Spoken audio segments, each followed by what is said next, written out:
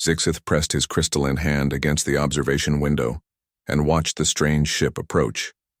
The vessel looked nothing like the smooth, curved designs his people preferred. This human ship had sharp edges and flat surfaces.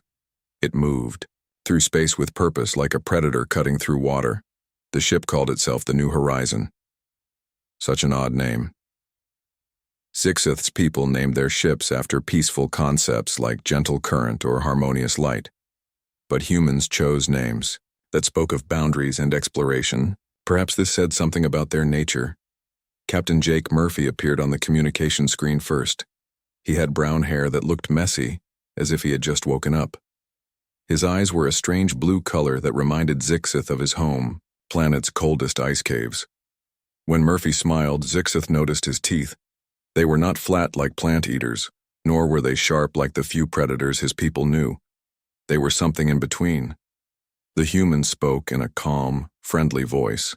"This is Captain Murphy of the exploration vessel New Horizon. We come in peace and hope to establish friendly relations with your people." Zixith translated the words for his fellow crew members. The humans seemed polite enough. Their ship was smaller than the Stellar Dawn, and their weapons appeared basic. The initial scans showed they were made of the same carbon-based matter as most life forms. Nothing particularly dangerous about them.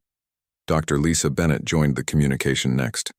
She was shorter than Murphy, with long dark hair tied back in a simple style. Her job, she explained, was to help different species understand each other. She spoke slowly and clearly, choosing simple words that the translation devices could handle easily. "We have brought gifts from our world," Dr. Bennett said, "and we would be honored to learn about your culture as well." Commander Alex Stone appeared last. He was quiet and watchful. His eyes moved constantly, taking in everything he could see of the Stellar Dawn through the communication link. Stone's job was military, but he kept his weapons out of sight and his hands open. Zixith appreciated this gesture of peace. The three humans looked different from each other, which Zixith found interesting. His own people, the Zentarians, all looked very similar. They were tall, with crystal-like skin that changed color based on their emotions. They had no hair and their faces were smooth and angular, but these humans had different colored skin, different shaped faces, and hair that varied in color and style. "We would like to invite you aboard our ship," Captain Murphy said. "We can share a meal together and exchange information about our worlds." Zixith felt his skin shift to a pale yellow, which meant curiosity among his people. He had studied many species, but he had never seen creatures quite like humans. They seemed friendly and intelligent, but something about them felt different. He could not identify what it was. The meeting was arranged for the next day. Zixith spent hours preparing his observation equipment. As the ship's xenobiologist, his job was to study new life forms and understand how they lived. He had examined over 40 different species in his career. Most followed predictable patterns. Plant eaters were usually calm and slow-moving. Predators were aggressive and territorial. Scavengers were nervous and quick, but humans did not fit into any of these categories clearly. When the human shuttle arrived, Zixith watched from the docking bay. 3 humans emerged from their small craft. They moved with confidence but not aggression. Their eyes scanned the area quickly, taking in details. This was smart behavior, but it also reminded Zixith of how hunters acted when entering new territory. Captain Murphy stepped forward first. He was taller than he had appeared on the communication screen. His movements were smooth and controlled. When he walked, his feet made very little sound despite his size. Dr. Bennett moved with similar grace. Commander Stone's movements were even more controlled, as if he was ready to react to danger at any moment.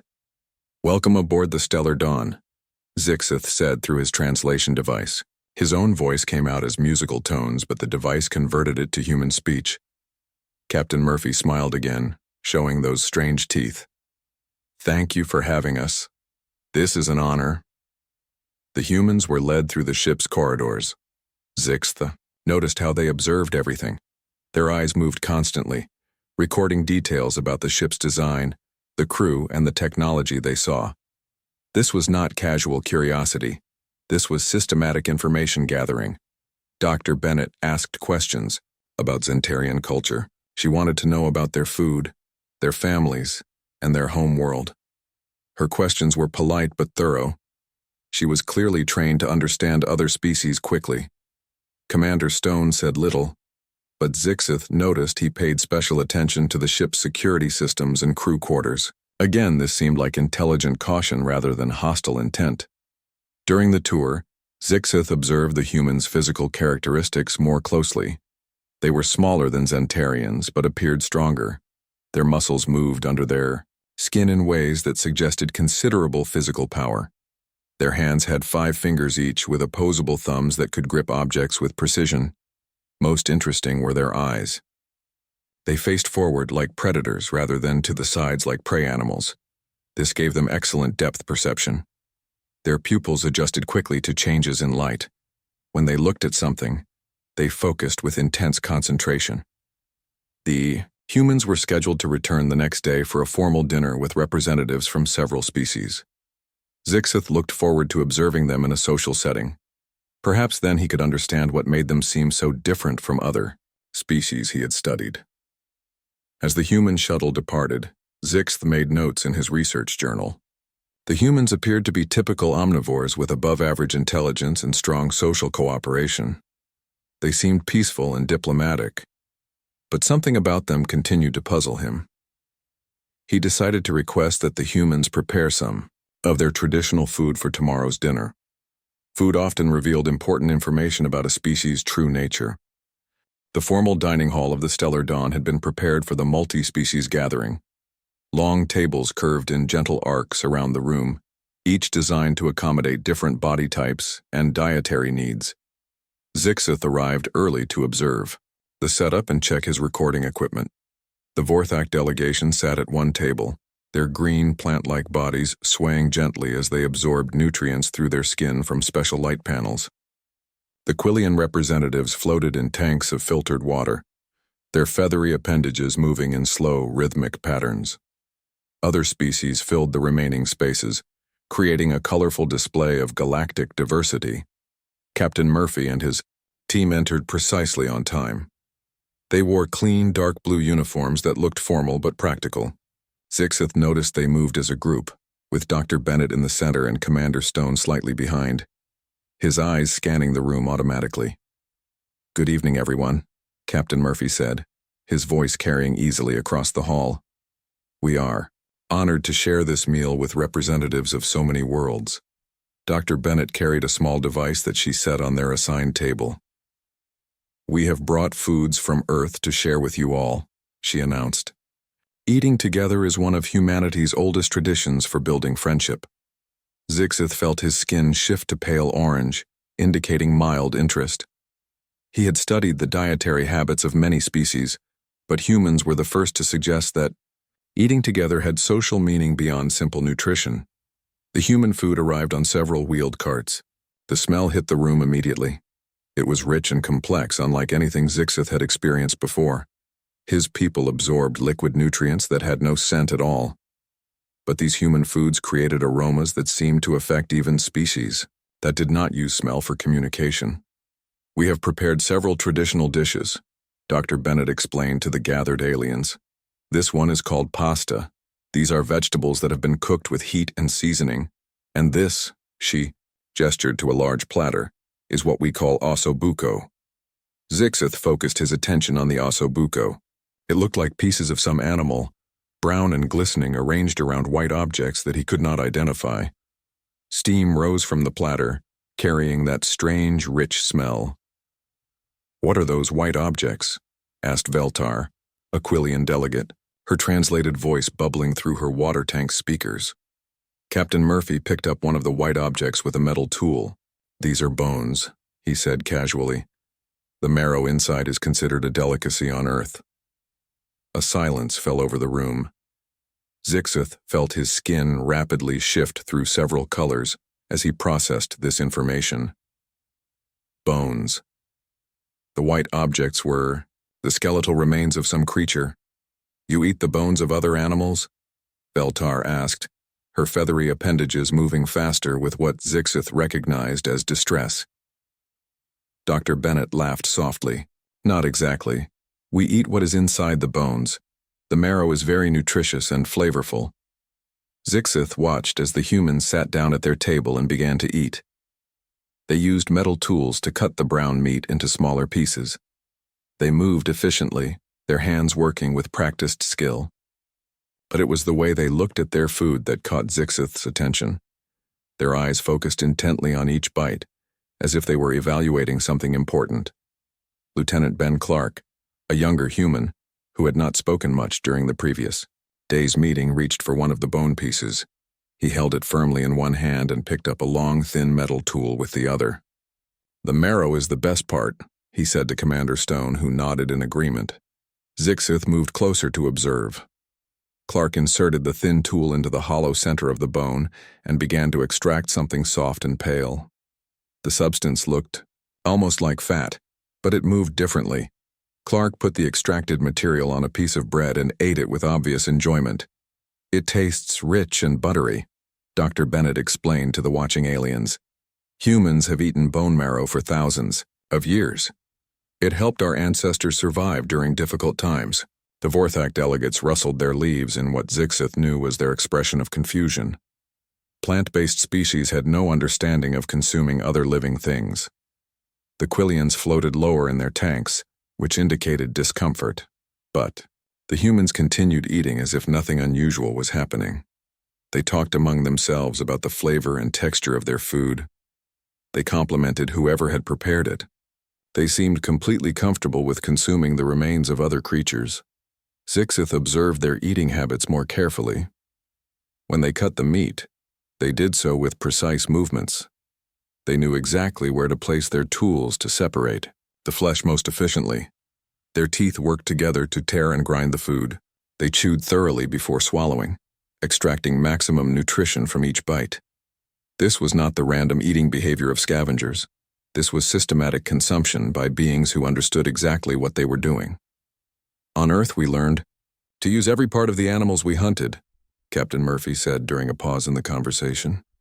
"Nothing was wasted. The meat provided protein, the fat gave us energy, and the bone marrow contained nutrients we could not get from plants alone." Hunted. The word hung in the air like a warning. Zixith had not realized that humans were hunters. His initial assessment had classified them as gatherers with some scavenging behavior, but Murphy spoke of hunting as if it was a normal part of human life. "Your people were hunters?" asked Grixton, a small, furry delegate from a peaceful world where all creatures lived on fruits and seeds. "We still are in some places," Commander Stone said quietly. "But most humans now get their food from farms and stores. We no longer need to hunt to survive. No longer need to. But the capability remained."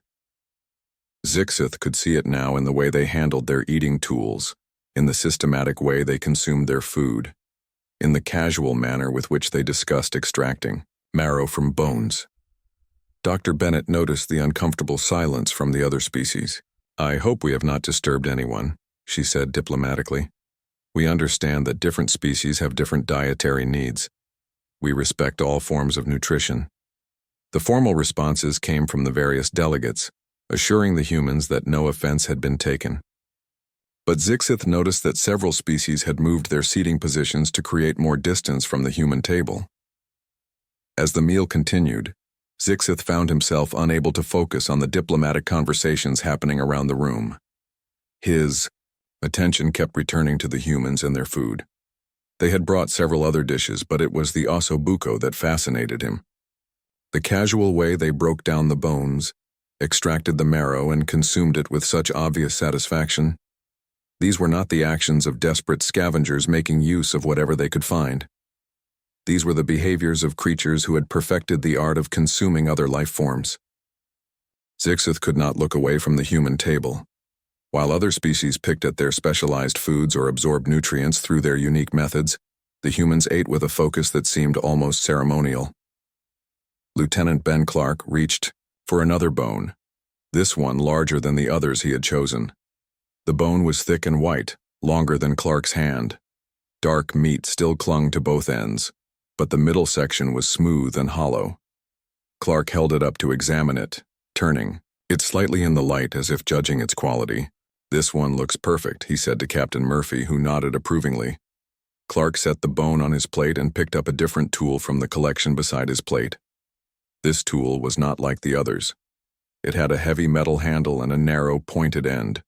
Zixith had assumed it was for cutting, but now he realized it served a different purpose entirely.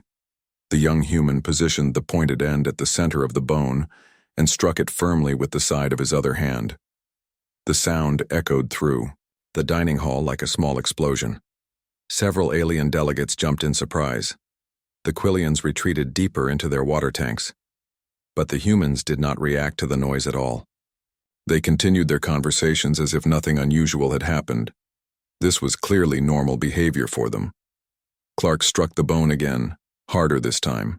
A thin crack appeared along its length. He adjusted his grip and hit it once more. The bone split open with a sharp crack, revealing the hollow interior. Inside the bone was a soft, creamy substance that glistened under the dining hall's lights. It looked almost like fat, but it moved differently when Clark tilted the bone.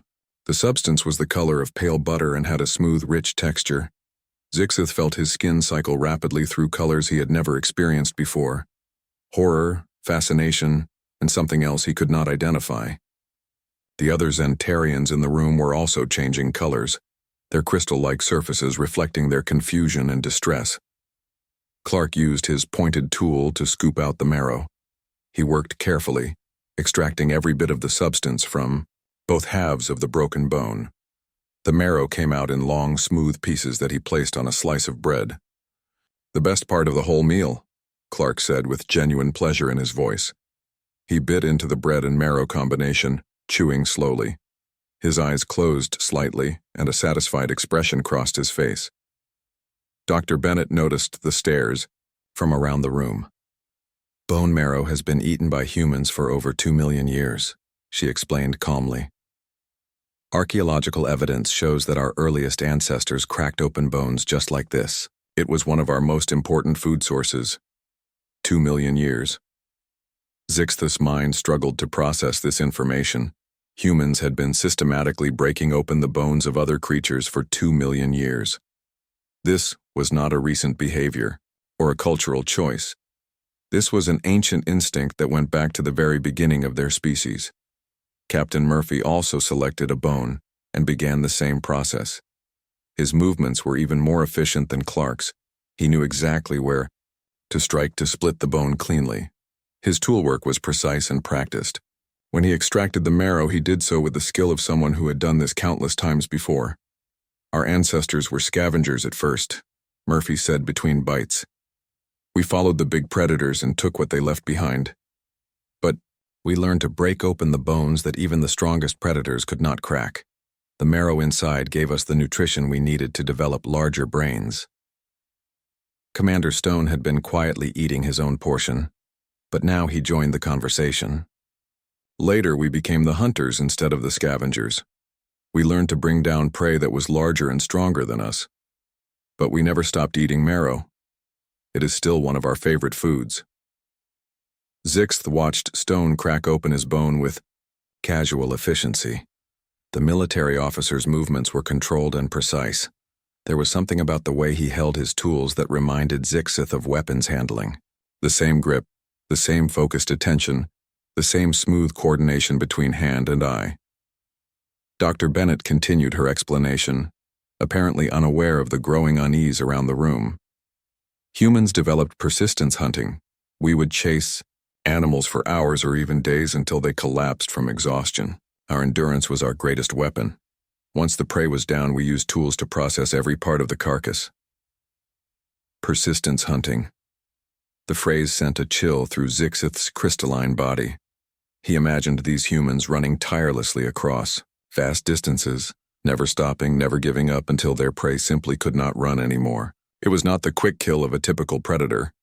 It was something far more terrifying, a slow, inevitable pursuit that ended only in death. "We ate everything," Clark added, extracting marrow from his second bone. "Muscle, organs, fat, marrow, even some of the softer bones themselves. Nothing was wasted because we had worked so hard to bring down our prey. The casual way he said "bring down our prey" made Zixith's skin flash bright red. Among Zentarians, bright red meant extreme alarm. Other species around the room were showing their own signs of distress. The peaceful Vorthak were rustling their leaves rapidly. The Quillians had retreated so far into their tanks that only their feathery tops were visible, but the humans continued eating and talking as if they were discussing the weather. They shared marrow with each other, comparing the flavors of different bones. They talked about which animals produced the best marrow and how different cooking methods affected the taste. On Earth, we have restaurants that specialize in bone marrow, Dr. Bennett said with enthusiasm. It is considered a delicacy. Chefs compete to prepare it in new and interesting ways. They had built an entire food culture around consuming the inner essence of other creatures' bones. Zixith realized that this was not just survival behavior. This was celebration. These humans enjoyed the act of breaking open bones and consuming what was inside. Captain Murphy noticed the silence from the other tables. "I hope we are not making anyone uncomfortable," he said politely. "We can eat something else if you prefer." The diplomatic responses came automatically, but Zixith barely heard them. His mind was racing as he connected pieces of information that had seemed harmless when viewed separately, the forward-facing eyes that provided precise depth perception for tracking prey, the strong hands with opposable thumbs perfect for gripping tools and weapons, the systematic way they observed their surroundings, always gathering information about potential threats and opportunities, the coordinated group movements that suggested pack hunting behavior. And now this. The casual, practiced way they broke open bones to extract marrow, the obvious pleasure they took in consuming the remains of other creatures, the ancient history of persistence hunting that had shaped their entire species. These were not peaceful gatherers who occasionally ate meat. These were apex predators who had spent millions of years perfecting the art of killing and consuming other life forms. They had evolved specifically to hunt, kill, and eat creatures that were larger and stronger than themselves. And they had just invited themselves to dinner with the most peaceful species in the galaxy. Zixith watched Lieutenant Clark crack open his third bone, and for the first time since meeting the humans he felt genuine fear. Zixith returned to his private quarters after the dinner ended, his crystalline skin still flashing between colors of confusion and alarm. The image of Lieutenant Clark cracking open that bone played over and over in his mind. The sound, the casual efficiency, the obvious pleasure on the human's face as he consumed the marrow. He activated his personal research terminal and began searching through the ship's vast database. The humans had provided extensive information about their world and history as part of the diplomatic exchange. Zixith had only glanced through it before, focusing on their technology and basic biology. Now he needed to understand what these creatures really were. The first files he opened were about Earth's ecosystem. His skin shifted to pale blue as he read about the diversity of life on the human homeworld. Millions of species, from tiny insects to massive creatures that lived in the oceans.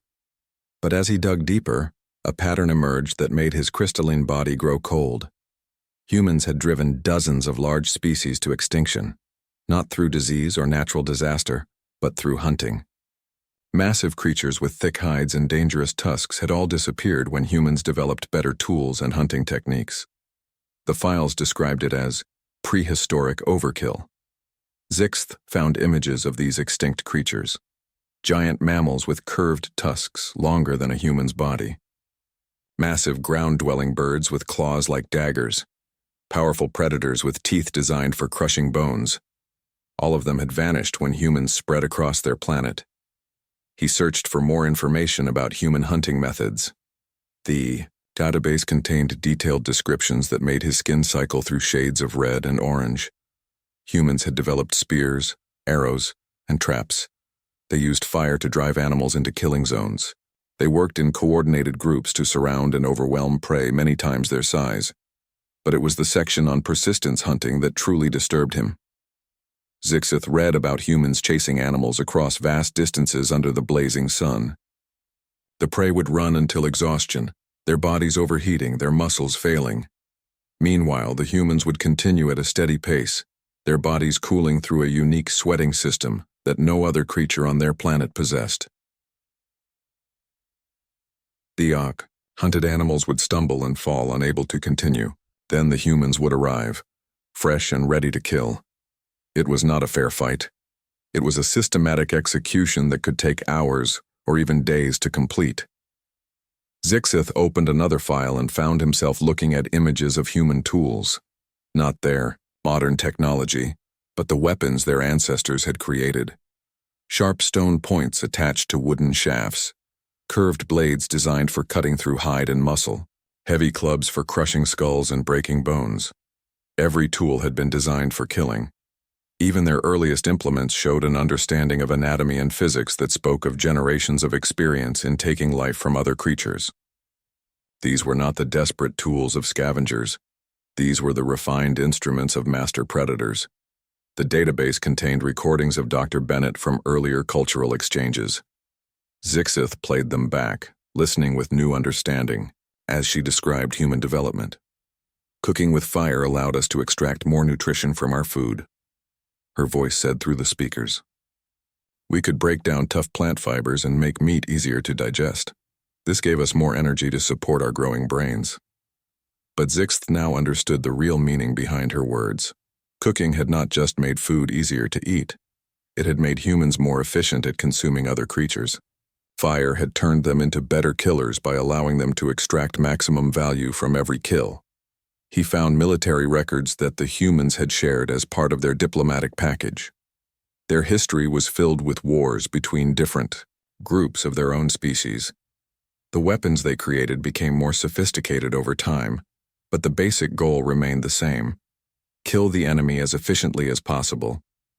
Humans had fought each other with the same systematic approach they used to hunt animals.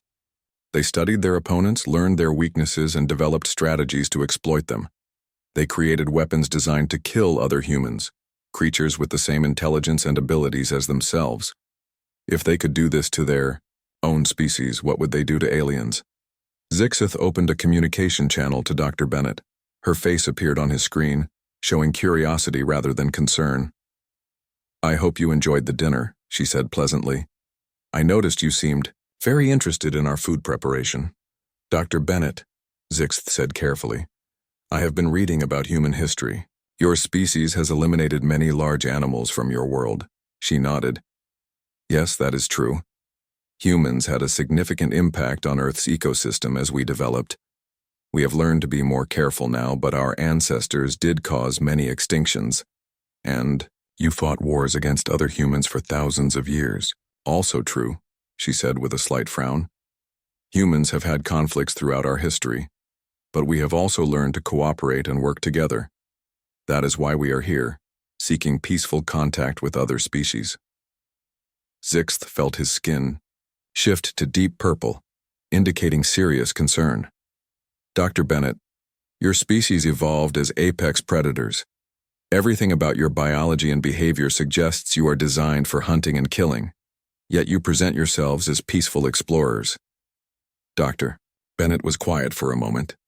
When she spoke again, her voice was more serious. "You are not wrong about our evolutionary history. Humans did evolve as hunters.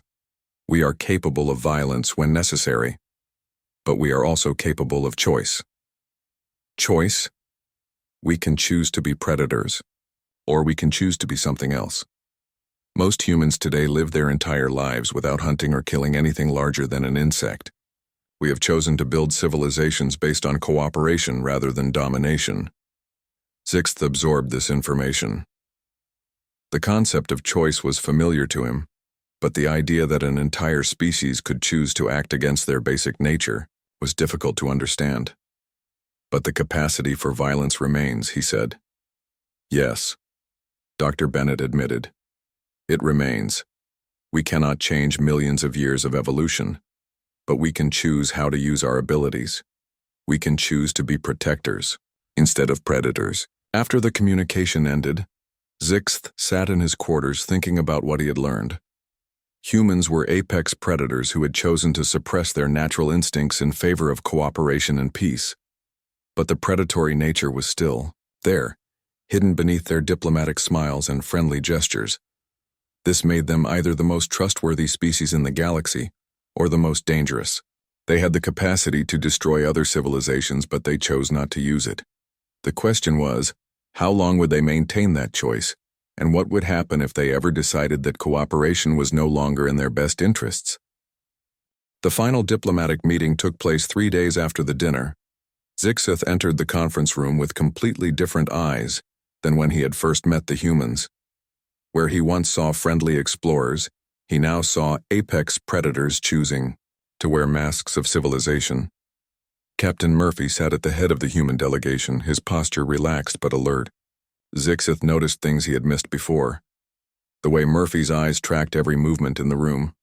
How his hands rested casually but could move to action in an instant. The slight tension in his shoulders that suggested constant readiness. This was not relaxation. This was the controlled stillness of a hunter waiting for the right moment to strike. Dr. Bennett spoke first, addressing the mixed gathering of alien representatives. "We have prepared a proposal for ongoing cultural and scientific exchange between our species," she said. Her voice was calm and measured, but Zixith now heard the underlying confidence. This was not hope for acceptance. This was certainty that her proposal would be considered seriously. The proposal itself was impressive. Humans offered to share medical knowledge, technological innovations, and cultural insights. They asked for little in return except permission to establish small research stations in neutral space. Their terms were generous, almost too generous. Zixith watched Commander Stone during the negotiations. The military officer said very little, but his presence influenced every conversation. When other species raised concerns about human intentions, Stone would lean forward slightly. His expression never changed, but somehow his attention made other delegates reconsider their objections. It was subtle intimidation, so skillfully applied that most participants probably did not even realize it was happening. The Vorthak representative, Chloris 9, expressed concern about human expansion into their territory. "Your species grows quickly and requires many resources," the plant being said through rustling leaves. "How do we know you will not consume everything in your path?" Captain Murphy answered without hesitation. "Because we have learned to control our appetites," he said simply. "We understand the importance of balance." But Zixith heard the unspoken message. We could consume everything if we chose to, but we have decided not to. The threat was there, hidden beneath diplomatic language but unmistakably present. Lieutenant Clark, the young human who had cracked open the bones so efficiently, was taking notes throughout the meeting. Zixith observed his writing style. Clark's pen moved quickly across the paper, capturing not just the spoken words but details about each speaker's body language and reactions. He was gathering intelligence while appearing to perform a simple administrative task. Even their junior officers were trained observers and analysts. This was a species that never stopped studying potential threats and opportunities. The Quillian delegate raised questions about human military capabilities. "Your ship appears lightly armed," Veltar bubbled from her tank. "How do you protect yourselves during long voyages through dangerous space?" Dr. Bennett smiled. "Humans have found that the best protection often comes from being too dangerous to attack," she said lightly. "We prefer to avoid conflicts, but we are well prepared if they find us." The casual way she delivered this statement sent a chill through Zixith's crystalline body. She was telling the entire gathering that humans were not victims waiting to be preyed upon. They were predators who had chosen to be peaceful, but who retained all their hunting instincts and abilities. As the meeting progressed, Zixith began to see the true genius of human diplomacy. They were not trying to hide their dangerous nature. Instead, they were displaying it in carefully controlled ways that demonstrated both their capability and their restraint. When the Zentarian representative questioned human population growth, Captain Murphy provided detailed statistics about birth rates and resource consumption. The numbers showed that humans could expand rapidly when necessary, but currently chose to maintain stable populations. The message was clear: we could overwhelm you with numbers, but we choose not to. When asked about their exploration goals, Commander Stone explained human interest in securing resources for future generations. He spoke of mining rights and territorial claims with the authority of someone who expected his requests to be taken seriously. There was no pleading or desperate negotiation. There was simply the expectation that reasonable beings would accommodate human needs. Throughout the entire meeting, Zixith noticed that no other species directly challenged human proposals. The Vorthak raised concerns but quickly accepted human assurances. The Quillians asked questions but did not push for uncomfortable answers. Even the usually aggressive Quillian delegates remained quiet and cooperative. Everyone in the room understood what Zixith had realized during the dinner. Humans were apex predators playing at being diplomats. The smart choice was to work with them rather than against them. As the meeting concluded, Zixith found himself genuinely impressed by human strategy. They had achieved everything they wanted, without making a single threat or displaying any weapons.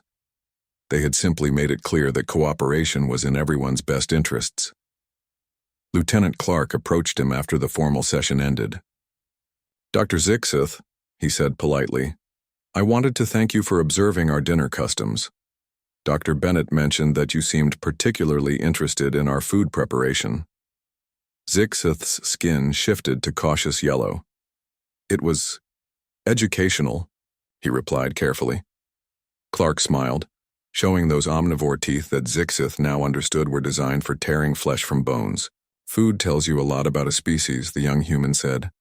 "What we eat, how we eat it, what tools we use.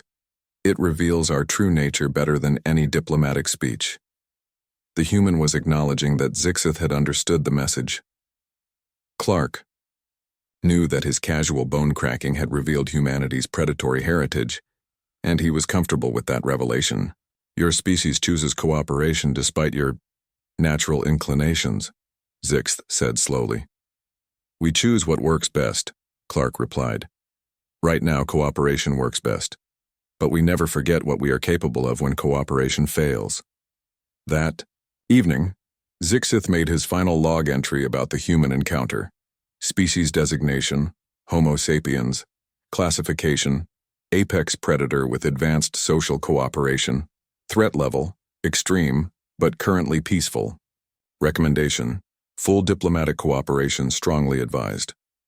Note: the first time I witnessed a human consuming bone marrow, I realized they were true apex predators.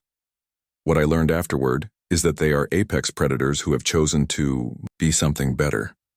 This makes them either the most trustworthy allies in the galaxy or the most dangerous enemies we could possibly face. I recommend we ensure they remain allies. Zixith closed the log and looked out at the stars. Somewhere among them, humanity was expanding outward, carrying their predatory instincts and their civilized choices into the vast darkness of space. The galaxy would never be the same.